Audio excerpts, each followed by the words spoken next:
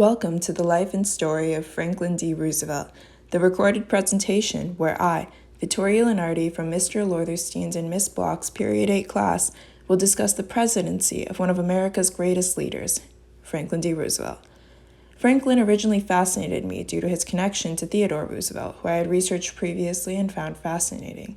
Turns out they're cousins. Without further ado, let's begin. Born on January 30th, 1882 in New York City, Franklin D. Roosevelt, also known as FDR, was the only child of James and Sarah Roosevelt. Both parents came from very wealthy backgrounds. James was a landowner and businessman in the railway industry. Sarah also came from money and did not work, which allowed her to dedicate her time to Franklin. Together, these factors meant FDR had a very fortunate upbringing. He attended the Groton School, a private school where he was surrounded by other affluent students. As time went on, he continued his prestigious education at Harvard, where he majored in history and participated in many clubs and activities. From the beginning, leadership brewed in FDR, which was only helped by his likable personality. It should come as no surprise that his managing director at Harvard's newspaper described him as having a kind of frictionless command. After graduating from Harvard and attending Columbia Law School, FDR met and married Eleanor Roosevelt. He became a lawyer but disliked the nature of the career, so instead he found his true calling in politics. Inspired by his cousin Theodore Roosevelt, FDR became a member of the New York State Senate in 1910. He then went on to serve as Assistant Secretary of the Navy under President Woodrow Wilson, and in this career he was successful and highly dedicated. In 1920, FDR ran for vice president of the Democratic Party and succeeded. Unfortunately, his life took a turn for the worse when he contracted polio. But FDR didn't give up, and after rehabilitation, he successfully ran for governor of New York and served 2 terms. FDR finally ran for president in 1932 against Republican and former President Herbert Hoover. Hoover was defeated for many reasons. Initially, in his first term, he experienced success as America was living in prosperous times. However, the devastating stock market crash and rising rates of unemployment pushed the U.S. into a period of severe economic decline, known as the Great Depression. Due to his beliefs against federal intervention, Hoover did not take action against the nation's despair. For starving Americans who lost everything, Hoover was to blame. The makeshift towns for the homeless were even nicknamed Hoovervilles. In comparison, FDR had done the opposite during his terms as governor. He utilized his power to provide aid to those who were unemployed and created government projects aimed at generating public power and creating jobs. Given these circumstances, it was widely believed that FDR would be elected as president, and that he was. In the presidential election of 1932, he secured an impressive 89% of the electoral vote.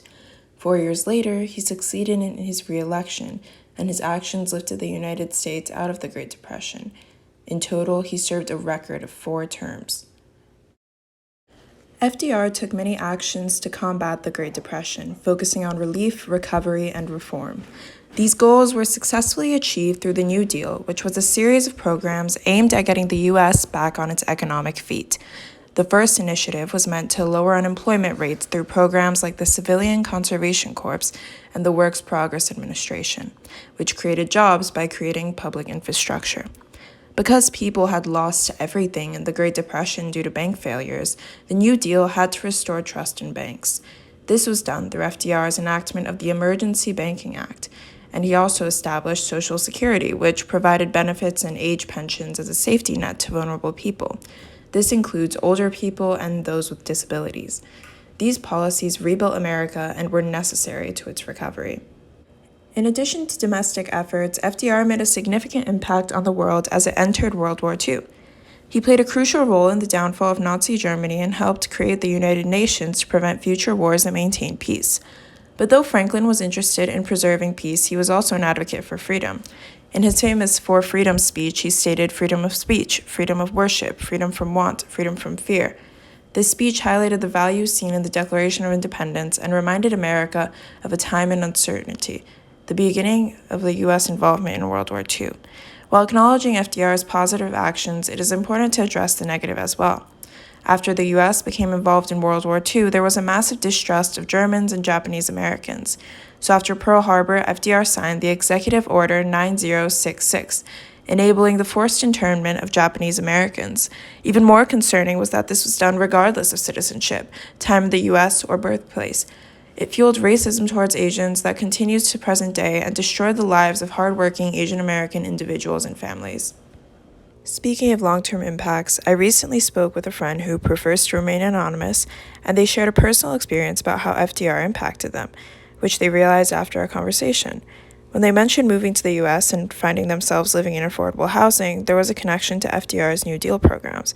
After a quick search, we discovered that FDR's investments in public projects included initiatives for public housing that can be seen locally here in New York City, like where my friend used to live.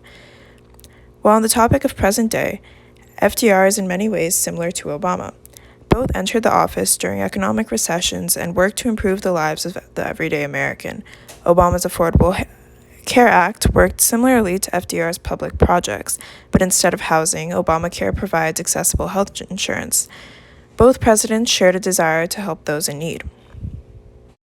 In conclusion, Franklin D. Roosevelt's presidency transformed America.